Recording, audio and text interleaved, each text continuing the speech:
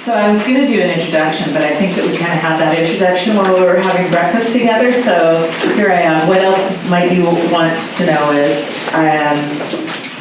that I'm really happy you're all here. Thank you for coming, and I'm really happy to be here. Thank you, Nikki, for opening this up. This is we're breaking ground on the educational facility here. So this is the first one that we're doing, and that's really nice to be here. Nice to be here in Vegas. So we talked a whole bunch. I think you already know, though, I'm a general dentist as well, just like all of you. And I'm doing pediatric dentistry for like my entire career.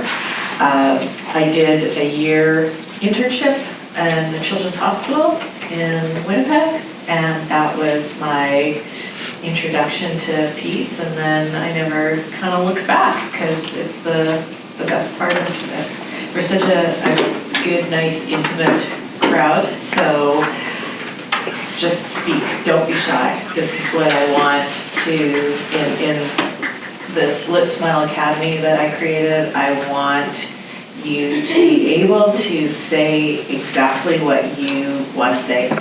And no fear, no judgment. If you have a question, other people have that question too. I want you to be able to walk away from this course with the confidence to be able to do some of these things that you came here to figure out how to do. And part of that is to ask questions and to really be involved and to be present. And we were saying, like, so cool to be able to have all women here. Like, it's really, really nice to be able to see. When I started dentistry, I was the anomaly. I was in a class of mostly men, which at the time, I don't call them men, I still don't think of them as boys, but it didn't bother me.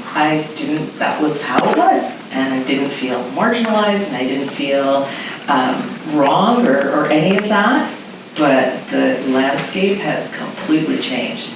And I think this is a great thing. We need to know our worth and to be able to do what we want in our professions, and all of our journeys are different, but to be able to embrace what we want to embrace and to go for those goals that we want to go for. And it doesn't matter what anybody else thinks, as long as you are doing what is true to you. So you all know how to get hold of me. That's my personal email. That's my Instagram. I think I've got probably almost all of you follow me at some point or another, which is also super cool and really surreal for me. Like, I don't know how I got to this point, but I did. So I did peds dental in a general practice office for almost my entire career. About 12 or 15 years ago, somebody said to me that there was an opportunity for me to speak at PDC, which is where we met, and he said, so it was like 9 months out from the PDC event, and I thought, oh, that sounds like a good idea, which is kind of how I operate. Everything starts with, that sounds like a good idea, and then it sometimes takes me to a really great place. I had no idea what I was doing. I had no slides. I had nothing. And I worked for literally 9 months, which is kind of ironic and maybe not so ironic, putting together a presentation. And I remember walking into that room, even before I walked into that room, walking down the street in Vancouver and thinking, what on earth am I doing? What place do I possibly have to be able to deliver anything of value to anybody? And that's how this all started. So apparently somebody was interested in just hearing what I had to say, and now here we are. And this has evolved into being able to do hands-on stuff, which is what we're going to do now. So we're going to spend the day, I'll go through the sort of agenda of what we're going to be doing, and then we're going to get down and do it. So it's going to be a lot of sort of stop and go where I'll talk about what we do, and then we're going to do it, and then we'll go on to the next procedure. So our event today has, whenever you do a hands-on event, we need to have our support from our manufacturers, because all of the stuff that's out in front of you is supplied by them. They also supply honorarium support so that we can put these things on. It's a huge, as I was saying to you, it's a huge amount of time and effort to put all of this stuff together. So here it is. So we've got stuff and support from Visco, which will do their TheraCal family, their TheraCal, their base, their TheraCal PT. The Curve we were talking about, that's the software company that I use. So I'm going to go through the day as if it was a day in the practice, and I'll go through the Curve software, and we'll go into each patient that we're going to be doing the procedures on. Garrison is the matrix system that I primarily use in my practice, and so you've got their typodonts and their equipment to work with. New Smile is, we're going to do our stainless steel crowns from New Smile. We're going to do the zirconia crowns from New Smile as well. And then Pulp Dent, we're going to do restorative with their materials, for primarily the Activa Kids and the Activa Presto. And then Voco has supplied for us the glass ionomer for the day. And I've also got from them, there's another couple of things that in their little plastic bags that we'll talk about and have an opportunity to use as well. And then of course, Medidenta is where we are. And Medidenta has got some stuff for us to use for our prophies. We can practice with their prophy system. And then of course the hand pieces that we're using are Medidenta hand pieces. So that's what we've got from them. We're going to put it all together into a nice day. Beyond that, I also have lots of companies that I work with or don't work with and use their product. All of the slides that you're going to see, all of the clinical slides, all of my procedure videos, they're all my patients, they're all my procedures that I do. So whether you're seeing something here or whether you see something that I post later on social media, these are all products that are in my practice, so that's my disclosure. So kids are adorable, but sometimes they bring joy into our lives, but sometimes they strike fear into our hearts. And what is it all about? What's it about? Is it about a happy tooth? So having that tooth that is absolutely perfect, right? Because we talked about, first of all, we talked about silly clinic names, and then we talked about how sometimes we've got a little bit of ADD or OCD, not in the clinical sense, but maybe in the, getting at in our personalities. We're very particular, so we like to have teeth that are perfect. We love to have teeth that look like teeth. We like to have our margins perfect. We like to have anatomy that looks like a tooth. So do we want to have that to be our goal when we're seeing the kids in our practice or patients, seeing adult patients? Do you want the goal to be a happy tooth? What's it about? Is it about that? Or is it about the kids that are in the practice, that all of the kids in the practice are happy, that everybody comes in smiling and that they all leave smiling, that nobody sheds a tear? Or is it about the parents that are in our practice, primarily moms that bring their kids to see us, so that the moms that are driving, literally, our practice are happy, so that we can have a full, happy family, because, if mama ain't happy, then nobody's happy. And we know that we always need to be prepared. So what is it? Is it all of these things that make a practice perfect? Or is it one of those things that we're focusing on? Or is it a balance? Like we balance our lives and we juggle and make everything work. Do we always have to be prepared with our plan A and our plan B? Especially when we're seeing our kids in our practice, we need to be able to know where we're going. So we'll see how our volume is here. So sometimes it's like this. Go. This is Pinky. He's a male cat, domestic short hair. He's available for adoption. He's pet of the week, Placer County Animal Shelter. He's a very loving cat. Pinky. Pinky, walk. Good. We got a wildcat on our hands. This is Pinky. Settle down, bud. I need a catch pole. Somebody got a catch pole. Just settle.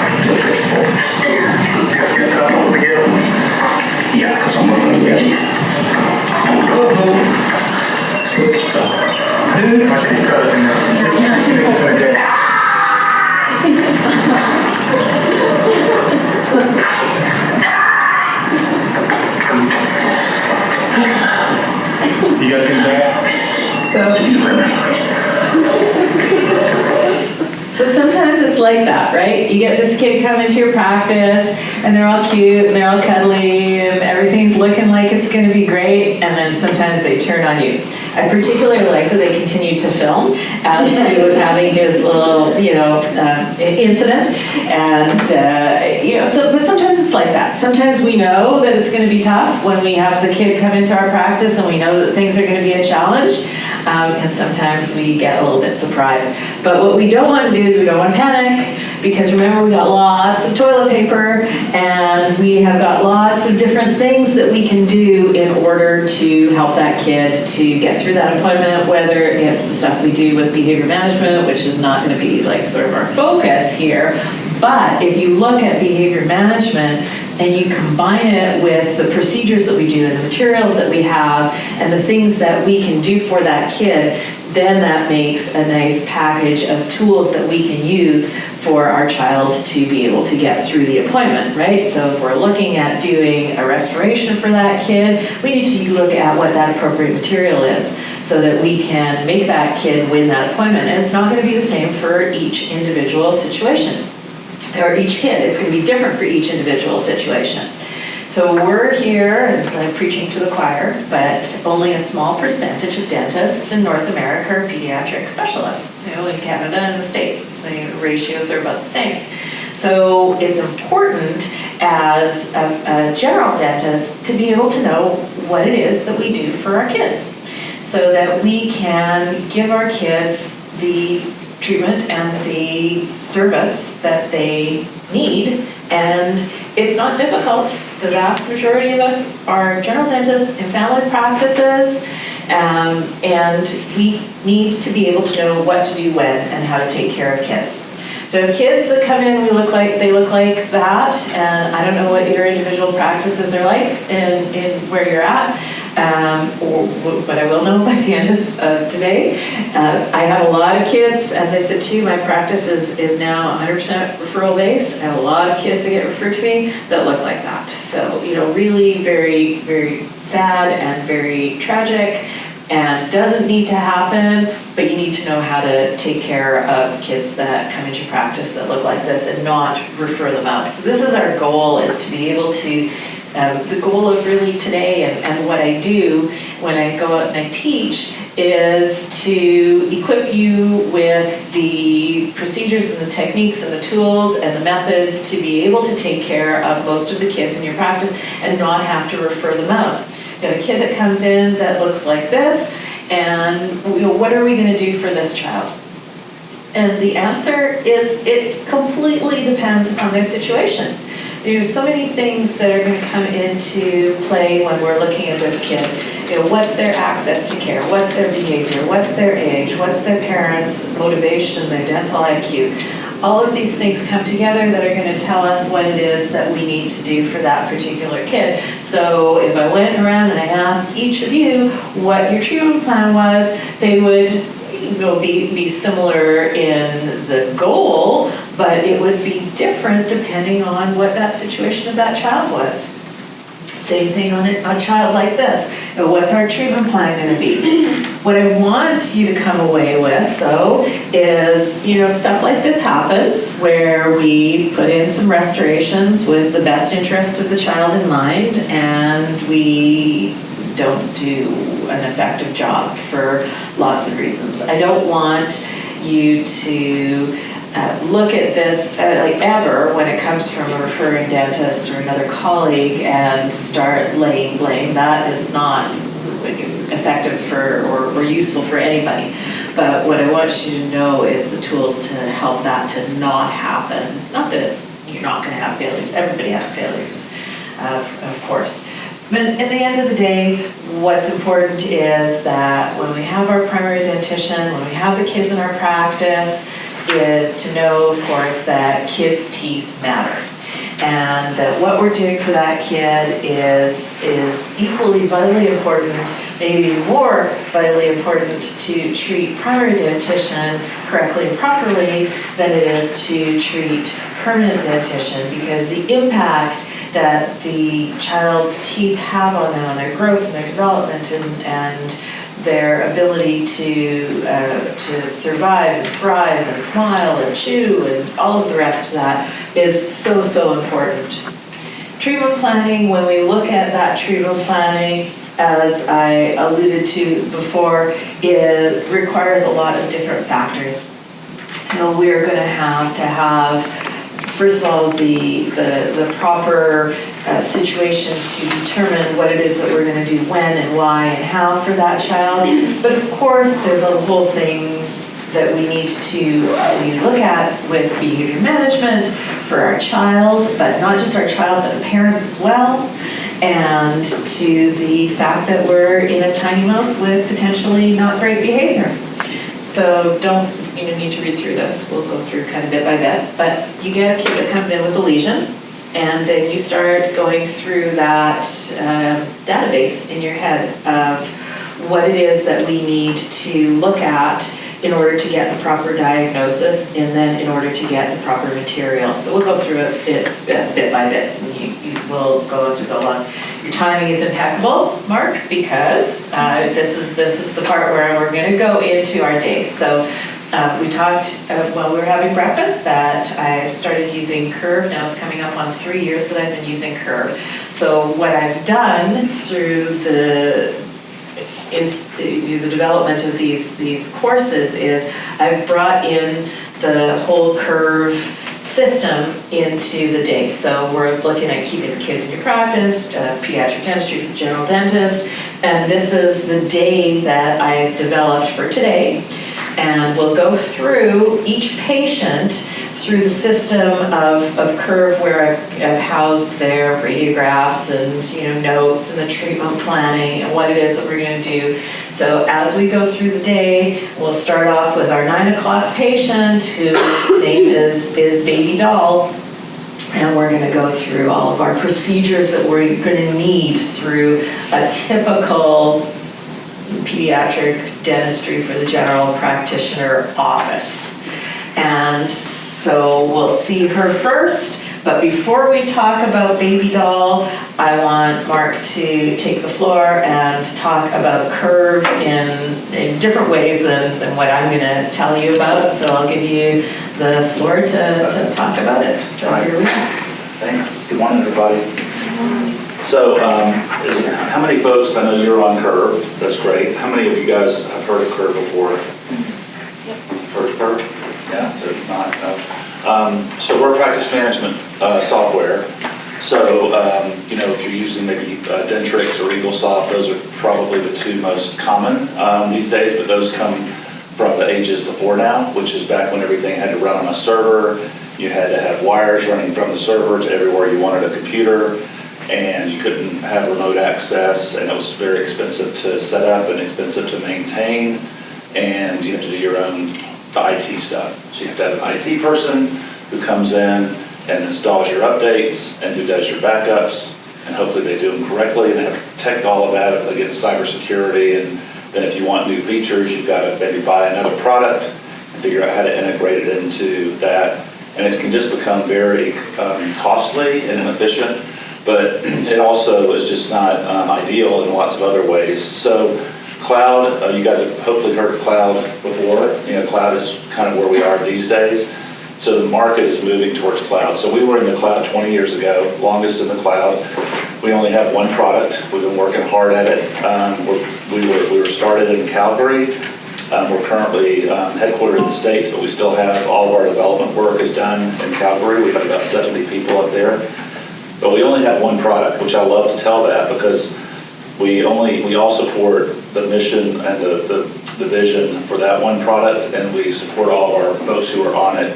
We don't have competing products, and we don't have other markets we serve. We just serve dental market. And we've got 70,000 users on the platform today. We add about 50 new practices a month. So we love that Dr. Cohn is on Curve. We've got a great group of practices that are using Curve every day and love it. So a couple other quick points, and then I'll let you guys get going with this.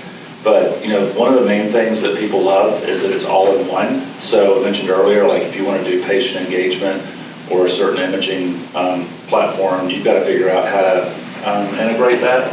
and it's not maybe always going to be as clean as you would like, which means you're going to have to maybe do duplicate data entry or other things, or maybe integrations break. So with us, we are an all-in-one platform, so we have our own imaging solution built into Curve, which, by the way, has no cap. We don't charge for storage, and you can store as many images as you want. We don't charge you extra as your database grows. And we've also got patient engagement built in. So if you're using something like a Lighthouse or a Revenue Well or a Solution Reach to do texting and things like that with patients, you don't have to have that anymore. So you start looking at all these things you can get rid of, then your price goes way down. The other thing is that you can do everything exactly like you do it in the office from wherever you are in the entire world, as long as you have an internet connection.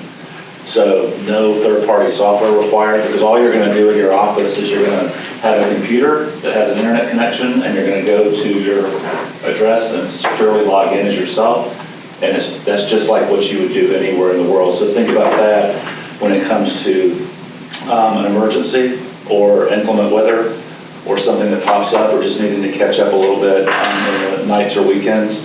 If any of that is important to you, we think it delivers tremendous work-life balance, so that you can actually do those things without having to go to the office or just sit at home and write sticky notes to take to the office on Monday or whatever. So you're going to get the chance to see it over the course of the day today. Dr. Cohn has done a great job of kind of showcasing it in here, so I won't speak any more about that, but just know that we are really proud of our product. It's very easy to use. It's very easy to look at, especially when you start comparing it to older products. And that can mean increased efficiency, better work environment. It's very easy to learn. It's very easy for new staffers to learn. And so it can just make everything a lot easier at the office. I would love for you guys to entertain seeing a demo when you're back. You can do it any time. I'm gonna hand you each one of these cards. I'm giving away at the end of the day today a $100 Amazon gift card. So I'll draw from these cards. But I'd love it if you come by and just let me hand you a brochure. I can tell you a little bit more. You can ask me any questions. I have a table right out here. And then we'll have that drawing. I've also got some cool Curve socks, which everybody loves. I've got a pair for each of you guys out there as well. So anyway, just would love to talk to you today. And if you want to see a demo when you come by, just let me know and I'll write it on the card. We'll call you. We're not high pressure, but we'll set it up at a convenient time. You and your staff can get on about a 45-minute demo, see it, see if it looks like it's something for you. I think you'll be really excited about what you see. Okay? I hope you guys have a great day today. Okay, so Baby Doll is our first patient of the day, and this is where it all starts. It all starts with our littlest patients, an exam and prophy, and so that's Baby Doll, and this is what it looks like on Curve. So the reason I'm showing you this slide is so that you can see a couple of things. We know that we've got Baby Doll coming in. We can see obviously her age on here, and then there's a lot of information I've not filled out from her because it's not relevant to what I want to show you. But Baby Doll has a couple of flags on her chart, so we can flag her, and we know her allergies, so we can see that she's got a latex allergy, and then we can make a profile tag, which can tell us a little bit about what our patient is. So she's a disruptive patient, so we've put that on. As Baby Doll gets older though, she's not gonna be such a disruptive patient. We can take that off. We also can see that Baby Doll, her whole family. So we're gonna see more of her family this morning. So we can see who their HOH is head of household and responsible party. So that's gonna be her father in this case. It could be her mother. It depends who that head of household is. But in this case, her father is Kendall, and that is his information, his age, and we can go in and see his actual profile information for our insurance and whatever else. And then there's the siblings, there's Kenby and Barbie, and I just want you to know that I did actually do all of this prior to the Barbie movie. I did not do this because of Barbie, but you know, it kind of made its way into the whole presentation, which makes it even much more fun. So there's our Barbie doll, and it will auto-populate once we put in her age as to what teeth are there. So it will give us typical teeth for the age of the patient that we've got in there. So first thing that we want to talk about is when we get our youngest patients into our practice, how do we see them effectively? How do we get in there? We talked a little bit about, oh my gosh, how do we get in? Sometimes we've got these little kids, a lot of times, and we can't get photos, we can't get radiographs, and that's going to be an age-appropriate thing, but there's always a way to be able to get in there and to see things that we need to see, and not just that, but to educate the parents. So this is from many moons ago when we went to Mexico to do a preventive mission there. We saw a whole bunch of little kids, and we did exams, and we did fluoride for them, and some oral hygiene instruction. So we've got this little person that's got, they're on the parent's lap, we've got the legs wrapped around mom's waist. So this is how we do a knee-to-knee examination. So when we talk about saying we do a lap-to-lap examination, it's really kind of anything but a lap-to-lap examination. This is knee-to-knee examination. We don't need to be in the dental chair to do this. You can do this anywhere. You can pull your stool, your dental stool up to the parent where they're sitting in your operatory and do a lap-to-lap. It's good for a really apprehensive patient so that that patient feels more comfortable. And so it allows me to be able to see directly what I need to see, but it's also going to allow the parent to be able to look in and see what it is that you are talking about. Because how many times do we get in there, we talk to a parent about what's going on, and it is just so completely abstract to them in language that they can't follow and looking at things that they can't see. So if we can have our parents see it, then it's going to be much more effective.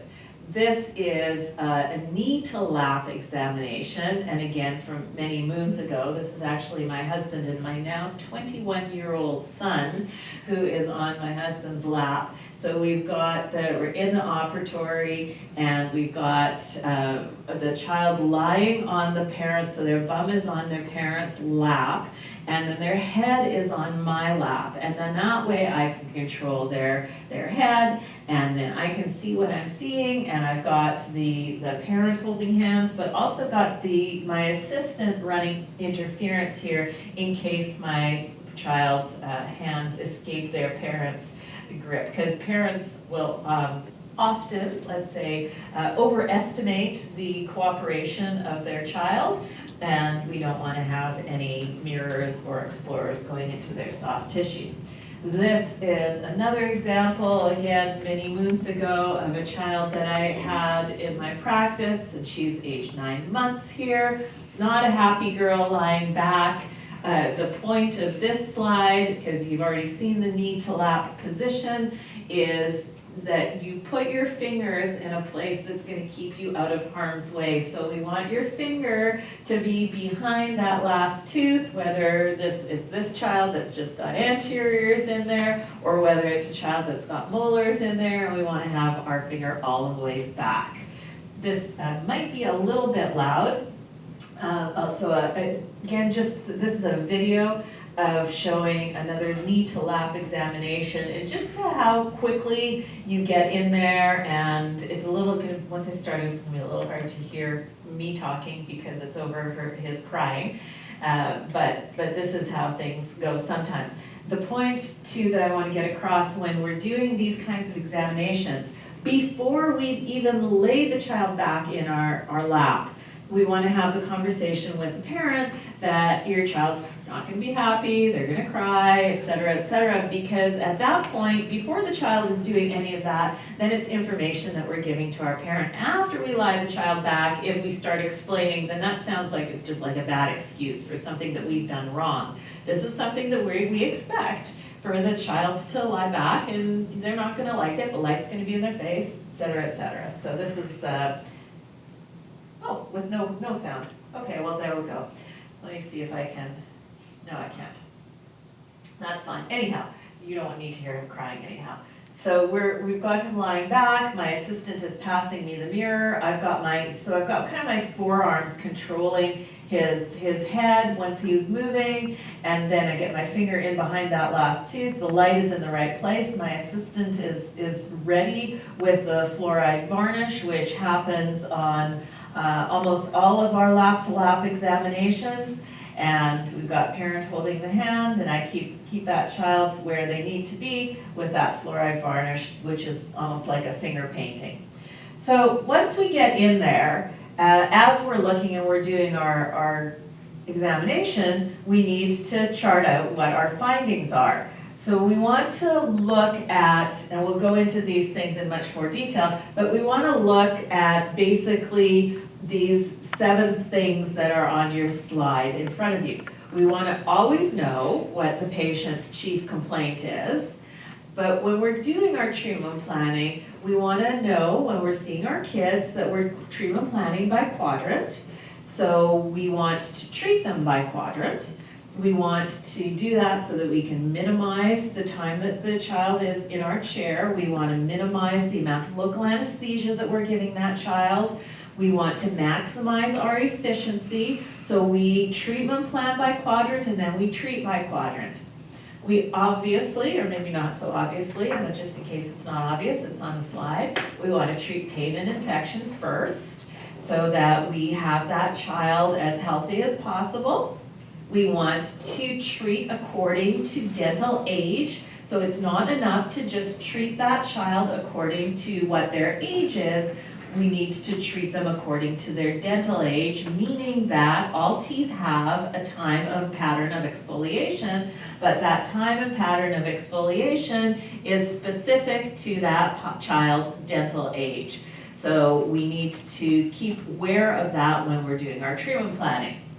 When we look at the risk, we want to look not just at the risk of the child in terms of caries risk management, which has become more of a common buzzword, but we want to also look at the behavior risk management. So looking to see, for example, how likely is that child to turn into Pinky the cat, and how are we going to arrange and how are we going to make the best of their behavior so that we can get the best work done. We need to keep in mind what ideal is versus reality. And so our ideal versus reality, that's when we look at that perfect tooth that we want to create or restore. And that's when we look to see what really we are actually capable of. And then, of course, we need to manage our parents' behavior in terms of their expectations versus what reality actually is. So before, though, we do any of that, we have to look to see, so our examination, before treatment of caries, we always look at prevention. And prevention in the whole realm of not just applying fluoride and not just doing a prophy, but also oral hygiene instruction. Because we can do all of what we do that is in our control, but when we send our patient back home, that nice prophy that we've done, well, they're only going to be clean until the next assault with their bacteria and the plaque and the food. And prevention has its role not just in prevention and home care and what we're doing in their office, but a big part of prevention is going to fit in with our behavior guidance of our patient. So we talk about prevention because of this.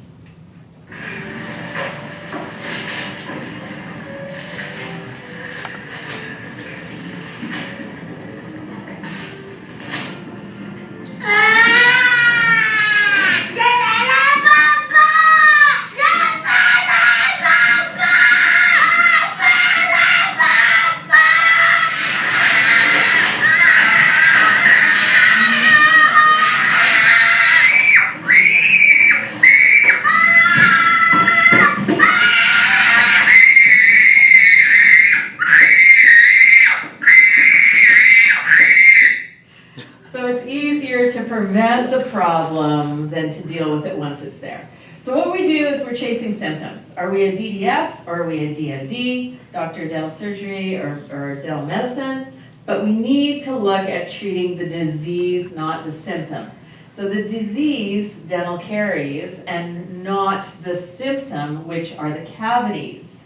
This is an old proverb. It says superior doctors prevent the disease and mediocre doctors treat the disease before it's evident. Inferior doctors will treat the full-blown disease. So what we're really doing, myself included, is we're treating the full-blown disease, and we want to try and achieve that superior doctor status. We don't want to wait for that heart attack. Don't want to wait for the heart attack. We don't want to wait until we've got a situation like this. So that's a dental heart attack. That is what we don't want to get to. We want to get to the point where we can prevent that, so we don't have kids that wind up in our practice that look like that. Prevention is a whole other full-day lecture, but we look at several things that we can control. We look at things that we can't control. So things that we can control in the green circles, things that we can't control that are in the red circles. That's all part of our prevention. We won't go into that in any depth at all today. But one of the things that we do when we do prevention is we do a prophylaxis.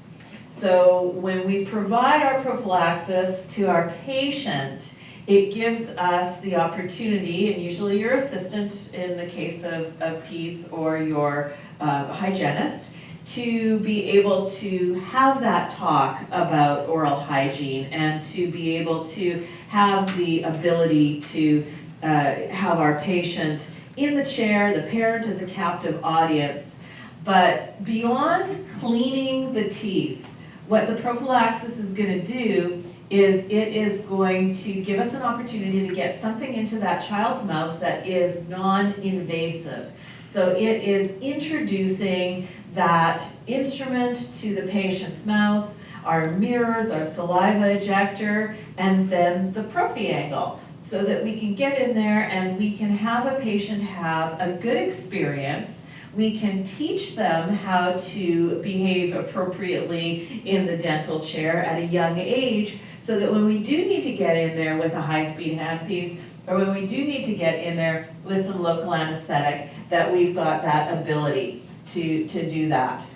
And so we've got, I'm not sure if there's no volume to this. You know what, we're gonna have to adjust that volume, otherwise we're gonna blast you all out of the water. I'll do that in between when we stop to do a hands-on. So this is one of the prophy heads that you're gonna use. I'm a little afraid to play it because I think it's gonna be loud, but let's give it a quick try. Oh, good, perfect, no volume.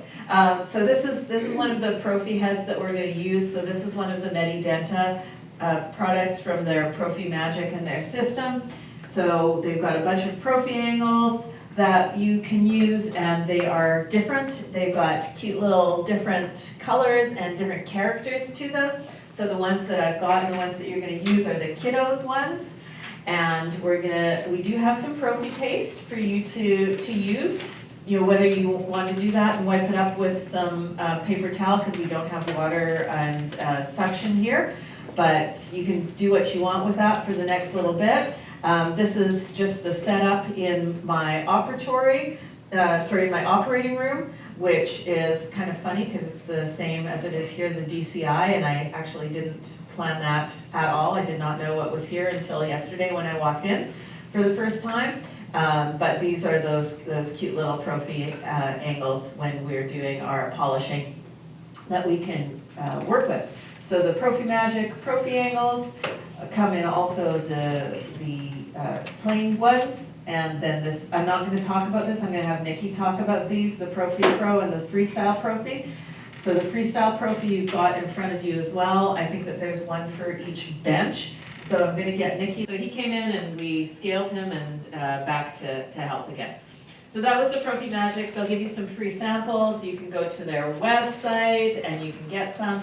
There was also, I'm not sure, I wasn't listening to exactly what she was saying, but there's also these cute little air water syringe tips in there that are different colors as well.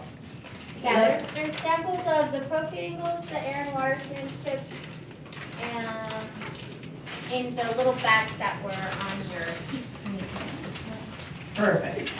Okay, bless you. Okay, so I'll hook that up when we stop for the next thing, because I don't wanna stop them again, I wanna keep going. Because we're actually, believe it or not, we're actually on time for our 9:30 patient, who happens to be Barbie Doll. So, Barbie Doll's in here at 9:30, and Barbie Doll also has a flag. Barbie Doll, she's the older sister of Baby Doll. So if you recall, or if you don't recall, I'm telling you. So she's in for some exam, a radiograph, and some prophy. So here's Barbie Doll, and here is her profile. We can see, as I said, she's got a little red flag. We'll get into that in a minute. But what I want to show you here are her radiographs. So Barbie Doll comes in, and she's like, oh my God, Barbie Doll's got like interproximal decay everywhere. So we can house this into curve. And then we can also house her, Mark was talking about housing photographs. So we can also house her intraoral photographs here. So Barbie Doll's in here and she's got some problems.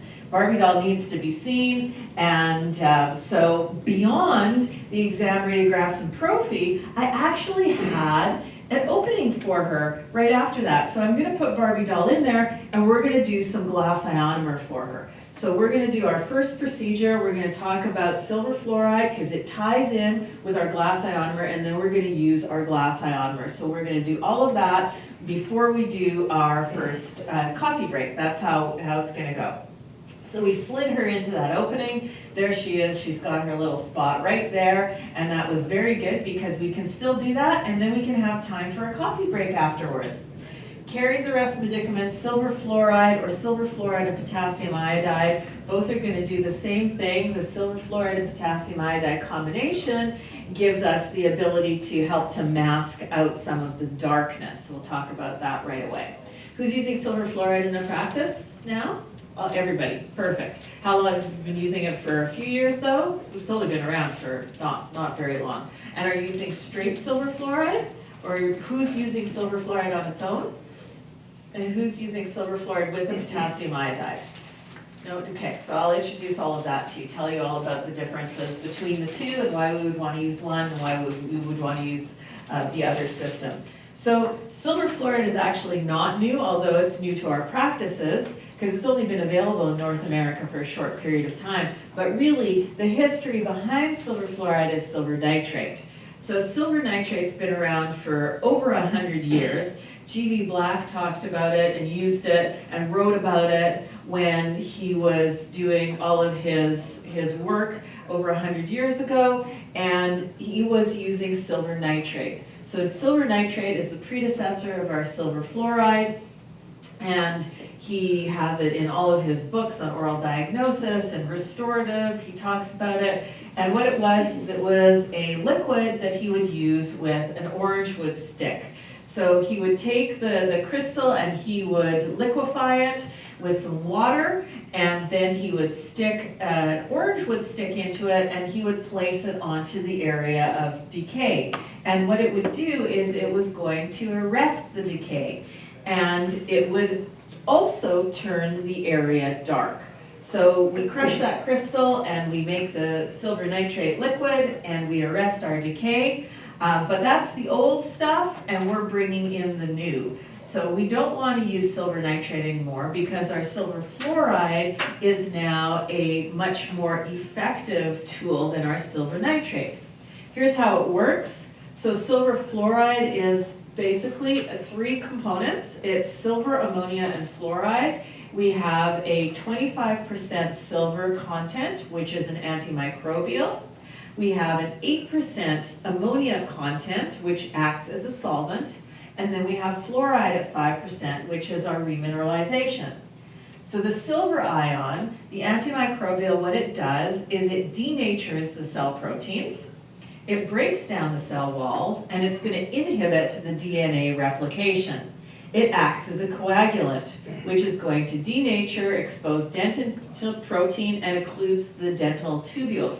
And that's why silver fluoride is marketed and sold and used as a desensitizing agent. Because it occludes all of these dental tubules, what happens is it will stop the sensitivity. It also arrests the caries though, which is what we use it for when we're talking about pediatric dentistry. It has fluoride in it, which of course is a mineralization material, produces fluoride hydroxyapatite.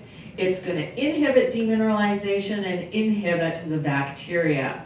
When we look at the usages, the recommendations, all of the indications and usages that we look at are from the American Academy of Pediatric Dentistry. So this is right out of their reference manual. We're going to want to use our silver fluoride on our high-risk patients, those that have either anterior or posterior decay. We're going to use it on a cavitated carious lesion, and that's important because when we're using our silver fluoride, the area needs to be cavitated, otherwise the silver fluoride's not going to be able to touch it. If you can't touch the medicine to the lesion, it's not going to work. So we don't want to use this on a little pit and a groove. We want to use it on a cavitated area. Kids that are difficult to treat, not just kids that are difficult to treat, but cavitated lesions that are difficult to treat. So maybe something that we don't have access to, that we cannot isolate, but also patients that have poor access to care or difficulty accessing dental care, so that we can treat their lesions and we can give them some arrest to their caries when we can't physically get in there and treat them with our traditional methods. So bottom line, super important, active cavitated lesions that have no clinical signs of pulpal involvement. And so we want to be able to not have any communication with the pulp, because when we touch silver fluoride to the pulp, then we're going to have death of the pulp. So we're using this in our pediatric dentistry. Treatment of carious lesions traditionally is going to require some surgical intervention, so we cut out the lesion and then we replace it with a restoration. And when we have barriers to that treatment, so the behavioral issues, limited cooperation, their access to care, where they live, their ability to come to us, financial constraints, then we start looking at alternative caries management modalities. So alternative caries management modalities are nothing new when we look at pediatric dentistry. We're constantly needing to look and think outside of the box and look at that plan B and have the option of what is it that we're going to do if we can't get in there and do that intended MODO or that intended crown or the work that needs to be done. What are we going to do that's in the best interest of our patient so that we can keep them healthy and get them helped? So when we're going to do this silver fluoride, we need to be aware of several things. We need to know that arrested caries appears dark brown or black, and that's anesthetic. Patients tend not to like that. Parents tend not to like that, particularly in the anterior. We can't use this on patients that have a metal allergy. So anybody that's got a metal allergy, because we have a 25% silver content in our silver fluoride, we need to be cautious that we're not using that on those patients. Know that silver fluoride tastes bad, it's metallic, it's bitter tasting, so we don't want to get this on the patient's tongue. Of course, we don't want to get it on the patient's tongue anyway, but if we get it on their tongue or their soft tissue, it's going to stain it dark brown. Of course, nobody wants that to happen, but that stain will resolve within about 2 weeks. So you can see on the tissue here on the gingiva, we've got some dark staining here where it dripped. If we were to get that on the patient's tongue or on their cheek or on their lip, it's also going to stain it. It's not for direct contact with the dental pulp. I said that already once, but it was worthy of saying a couple of times so that we don't use it on pulpally involved teeth. This is what you're probably used to seeing, the Advantage Arrest. This is, in Canada, it's from Oral Science. In the States, it's sold by Elevate. It's a 30% silver fluoride. It's used as a topical agent. All of our silver fluorides is used as a topical agent, so we put it on as a drop and we rub it into the area. It will arrest the caries. It can either be colorless, or in the case of the Advantage Arrest from Elevate, it can be blue, tinted blue, so you can see where you're putting it. No local anesthesia needed. We don't need to drill anything out, so if I'm using this solely as a caries arrest, I am not drilling out or excavating any decay. And it's really inexpensive to use. One drop is going to go for 5 teeth. So we look at a situation like this where we have an active carious lesion. This is a failed restoration. and we have poor cooperation of that child, we want to get in there and we want to be able to arrest that decay. So we isolate the area as best we can. If cotton rolls, if we can. If not, then as best we can so that we don't get this all over the patient's soft tissues. And we put it on as a drop. We want to keep our light away from this because immediately after we place it, it's going to start turning the area dark. But over time, as the silver starts to oxidize, we're going to have more and more darkness. We don't want to have a dark lesion immediately, but we do know that over time it is going to darken even more. The reason, let me go back for just a moment, the reason we want to keep the light off of this is we don't want to see this immediately. As soon as we start seeing the darkness, that means that the silver is no longer penetrating. So if we can at least keep the light away from it while this silver is allowed to penetrate, and then we'll see the darkness eventually happen. So this is afterwards, this is them back in the office to get that lesion restored. Yes, of When you course. say keep the light away, if you put your orange filter on, does that do the same effect? The orange filter is okay. I'll take my overhead light off and I will keep the orange light on so that I can see what I'm doing. Yeah, perfect. Yeah. But you're saying at the time of placement, you Yeah. gotta keep the light away. Keep the light away as much as you can at the time of placement because it's going to take several minutes for that silver to penetrate to the depth that you need it to penetrate to. That's the only time that I need the light to be away. Over time, it's still going to turn this dark color. Whether or not there's light or not, it's still going to turn this dark color. So perfect. So they're back in this kid. This is a different case. So this is actually patient ground zero, patient zero. This was my first silver placement many years ago. And so he came in, he wasn't cooperative, he had one visible lesion. So this is really key, and we talked about this we talked about so much over breakfast. Maybe we should go back and have some more breakfast. Like you see what you can see, and you make assumptions and predictions on what you can't see. So they came in, one cavitated lesion, and I'm not, he wasn't cooperative. I couldn't get radiographs. I'm not taking him to operating room for one lesion. That's not right. So we needed to do something. So he came in at a good time when the silver fluoride was brand new in Canada. And so I put the silver fluoride on him. We recalled him. We want to recall this kid. If we can place the silver fluoride multiple times, it's more effective. That's what the evidence is telling us. And so if we can bring him back in, 2 weeks, 4 weeks, the timeline is not, it's not solid. So we don't have a specific timeline to bring these kids back. But bring them back to your judgment, right? If I bring them in and if access to care is easy and I can bring them back and they're willing, parent is going to bring them back in a couple weeks and do a follow-up, see what things are looking like. And the more frequently, back to the behavior management aspect and behavior guidance of everything, the more frequently that we can get this child in our chair, assuming they're uncooperative, or even a cooperative child, the more frequent desensitization of that child in our chair, and I'm not talking about the desensitization physically of that tooth, but I'm talking about their behavior desensitization, so that we can bring them back in and they can become more used to us. They can know what is expected of them in the dental chair. They can feel that, we turn the saliva ejector on and it becomes not a scary thing, it becomes normal what they're expecting. So the more that we can bring them back, the more that we can desensitize them, the better we're going to have with our behavior guidance and our behavior management and our patient cooperation. So I totally digress completely. But this kid comes back, this is a year post-operatively. I had seen him in between for recalls. And this is what the area looks like. And you feel it, and it should feel hard, it should feel glass-like, and the caries will be arrested. What if we needed to get this interproximal, the silver fluoride? Then what we do is we use some of that super floss, so that nice puffy floss, and we put a little bit of silver on there, and then we rub it in like as if you're rubbing that towel along your back and you're getting that silver fluoride everywhere we need to get it to interproximally. So this is back to kid zero. This is his radiograph, so this is when he came back in again. So, obviously stuff had been brewing when he was in with us a year before, because that doesn't develop like that in the space of a year. That takes a good several months to grow to that depth.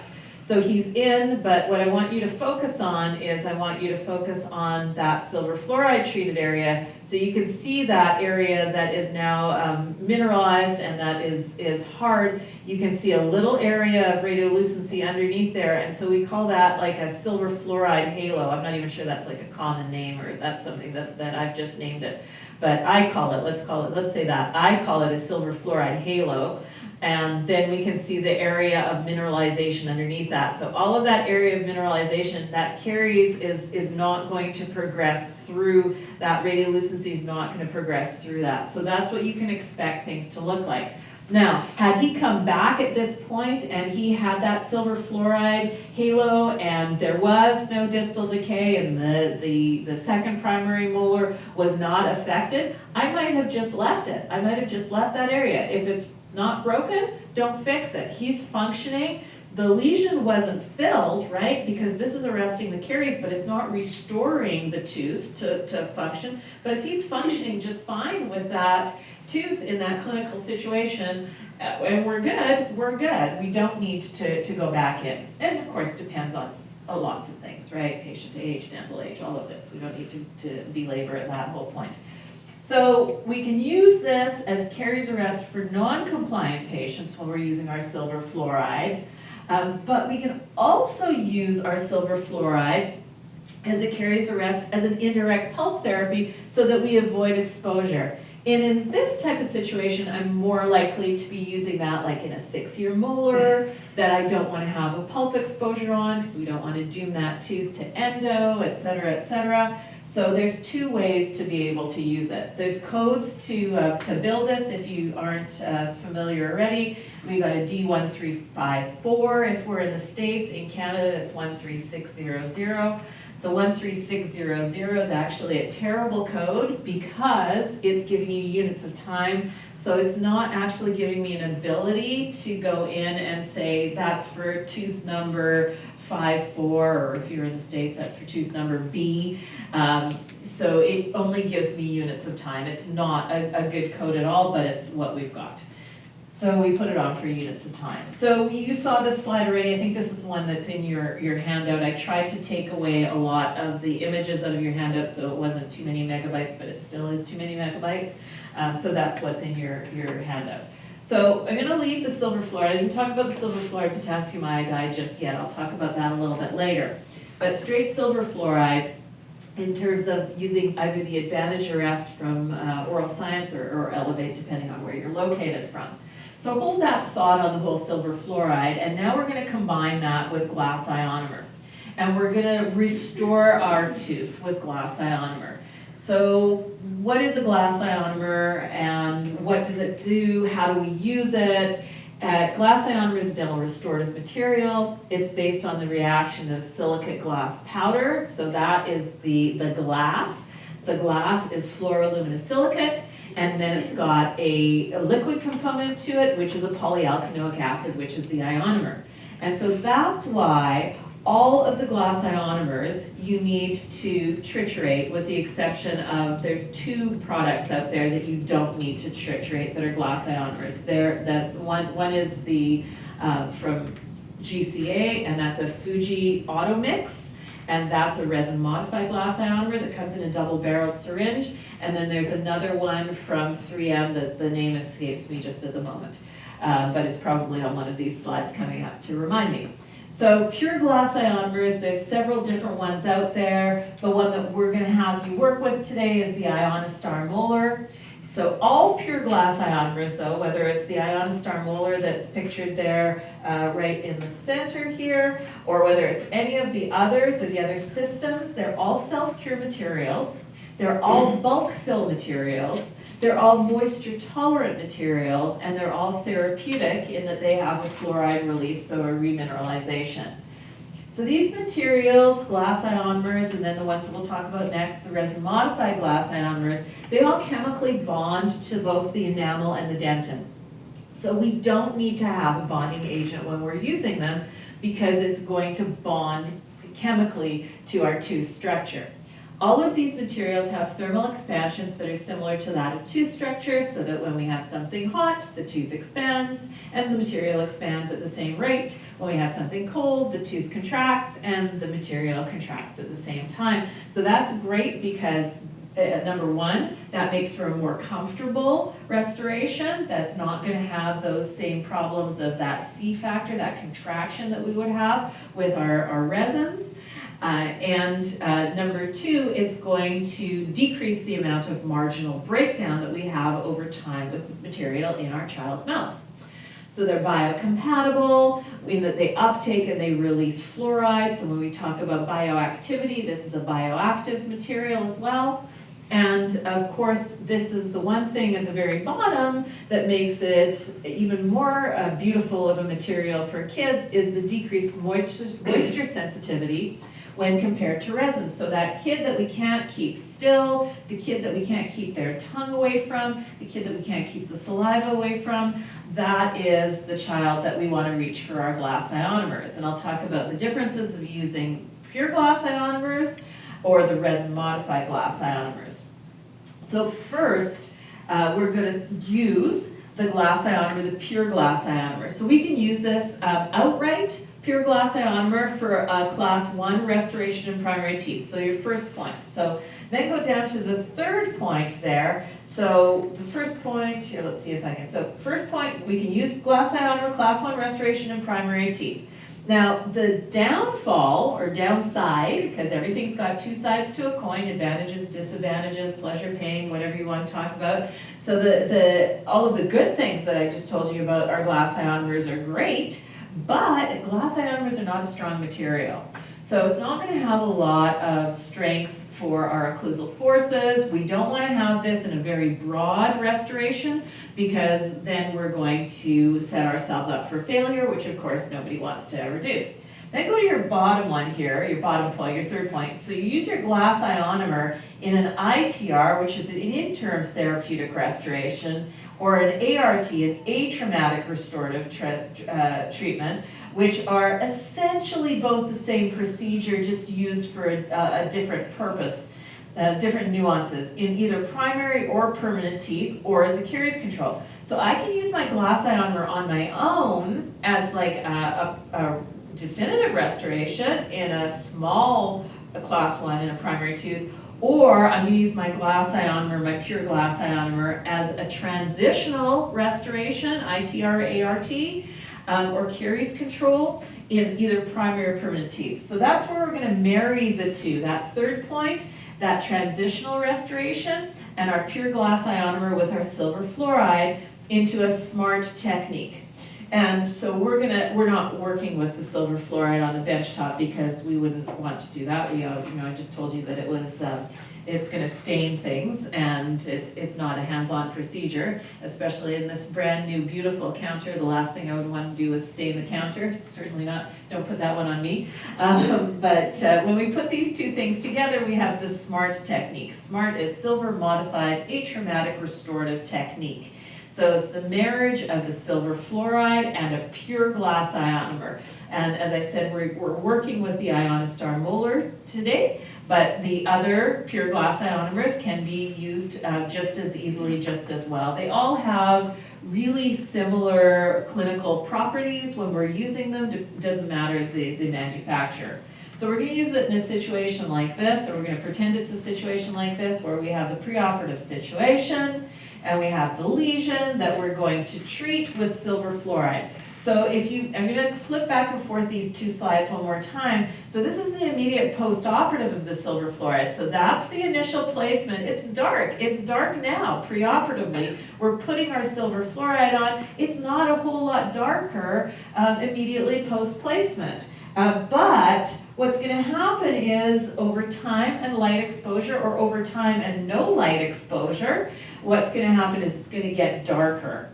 So on a primary molar, and if we've got a dark lesion, like who cares? It's a dark lesion. They came in with a dark lesion. I'm putting the silver fluoride on. I don't really get what the big deal is about the problem of silver fluoride turning these teeth black.